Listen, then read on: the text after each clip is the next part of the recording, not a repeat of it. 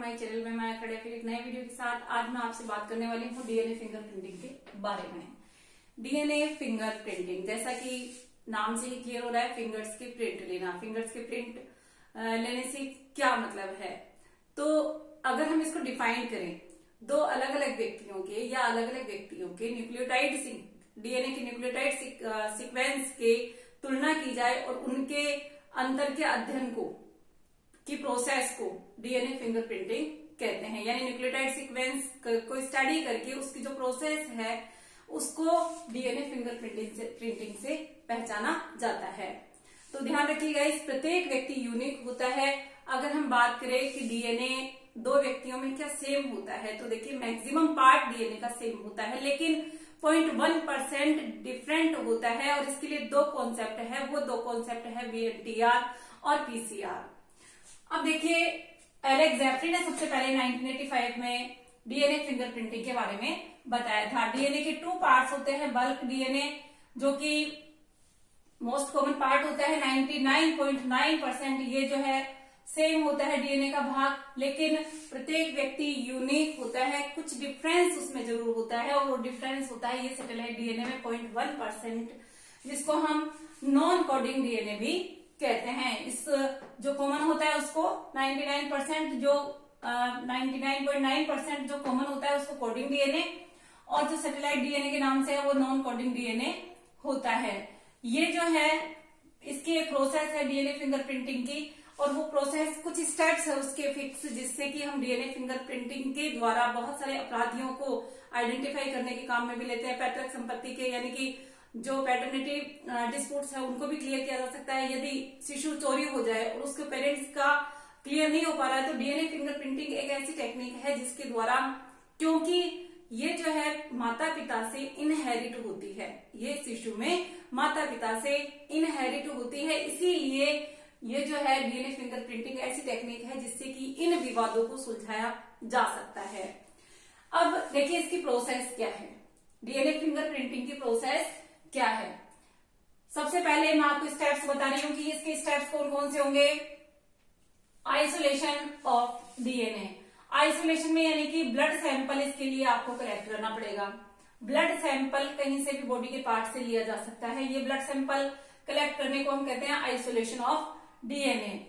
DNA isolate करने के बाद एक्सट्रैक्ट कर लिया, उससे क्रोमोसोमल डीएनए आपने ले लिया, यानी डीएनए का भाग आपके पास है, एक्सट्रैक्टेड डीएनए हम उसको कहेंगे। क्या कहेंगे उसको? एक्सट्रैक्टेड डीएनए, यानी कि आपने अलग कर लिया, आइसोलेट कर लिया, अलग कर लिया, एक्सट्रैक्ट कर लिया। अब क्या करेंगे हम? रेस्ट्रिक्शन एंडोन्यूक्लियस एंजाइम्स के बारे में आपको पहले बता चुकी हूँ। रेस्ट्रिक्शन एंडोन्यूक्लियस एंजाइम्स का यहाँ रोल होगा कि हम उस डीएनए के विभिन्न जो है ये डीएनए, जो क्रोमोसोमल डीएनए, उसको हम काटेंगे, क्लीव करेंगे, और क्लीव करने को हम करके हम क्या करेंगे? डीएनए फ्रेगमेंट्स बना लेंगे। तो इसको हम कहेंगे रेस्ट्रिक्शन एंडोन्यूक्लियस के द्वारा जो क्लीव करते हैं डीएनए को, उसको हम कहेंगे digestion of DNA by restriction endonuclease. Then third point है separation of DNA fragment by gel electrophoresis. अब देखिए, जैसा कि आपको पता है डीएनए फ्रेगमेंट हमारे पास बन चुके हैं। इन डीएनए फ्रेगमेंट्स का बैंड्स के रूप में मॉलिक्यूलर बेसिस पे जब हम इनको जेल इलेक्ट्रोफोरेसिस मशीन से गुजारते हैं, तो इनका ये पैटर्न हमें प्राप्त होता है। ये डीएनए के बैंड्स बन गए। यह है जेल इलेक्ट्रोफोरेसिस मशीन के द्वारा हम इसको गुजारते हैं, तो हमारे पास ये डीएनए के फ्रेगमेंट मॉलिक्यूलर बेसिस पे डिफरेंट जो है डीएनए के बैंड्स के रूप में आपको पता चल रहे हैं। और ये जो डीएनए के बैंड्स बन गए, इस डीएनए के बैंड्स को हम एक शीट पे उतारेंगे। क्या करेंगे? अब एक शीट पे उतारेंगे। और शीट कौन सी हो सकती है? जैसा कि मैंने आपको क्लियर किया था, ये जो है डीएनए की शीट, ये जो है डीएनए के बैंड्स, इसको हम नायलॉन या नाइट्रोसेलुलोज शीट पर उतारते हैं। इस तरह से कि जो है ये जेल के रूप में होता है, इसके ऊपर एक पेज चिपका दिया जाए और उसके ऊपर वो प्रिंट आ जाता है। इस तरह से ये शीट के ऊपर उतार लिया जाता है।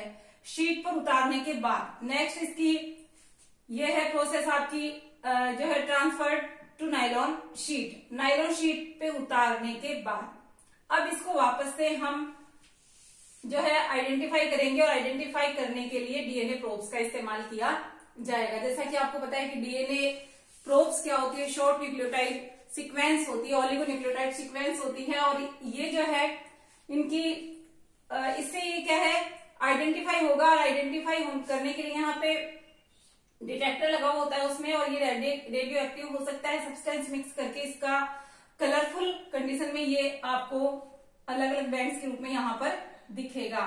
और इसके बाद इसको यूवी लाइट में, एक्सरेज में एक्सपोज किया जाएगा। एक्सरेज में एक्सपोज करने के बाद ये जो है VNTR, variable number tandem repeats के रूप में आपको क्लियर हो जाएगा, और इससे जो है व्यक्ति के डीएनए को पहचाना जाता है।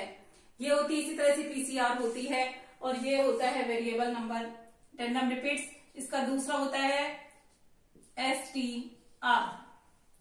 इस तरह से ये जो है डीएनए फिंगर प्रिंटिंग के द्वारा बहुत सारे विवादों को सुलझाया भी जाता है, और ये इसकी प्रोसेस होती है जिसमें कि हम ब्लड सैंपल लेकर के एक्सट्रैक्ट करके उसको जो है डीएनए फ्रेगमेंट्स में काट लिया जाता है। इलेक्ट्रोफोरेसिस टेक्निक के द्वारा हम इसको बैंड्स बना लेते हैं, देन इसको शीट पे उतारते हैं, नायलॉन शीट पे, और फिर इसको प्रोब्स के द्वारा आइडेंटिफाई करके रेडियो लेबल्ड प्रोब्स हो सकती है। इसमें रेडियो लेबल्ड प्रोब्स इस्तेमाल करके सब्सटेंस मिक्स करके एक्सरेज में एक्सपोज करके ये जो है प्रोसेस डीएनए फिंगर प्रिंटिंग की कंप्लीट की जाती है। इस तरह से आप स्टेप्स में सबसे पहले isolation, then digestion of DNA by restriction endonuclease, then separation of DNA fragment by gel electrophoresis.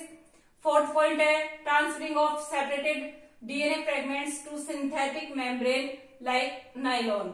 इसके बाद है लेबल्ड VNTR, यानी कि VNTR का इस्तेमाल। इसके बाद है detection of hybrid DNA fragments.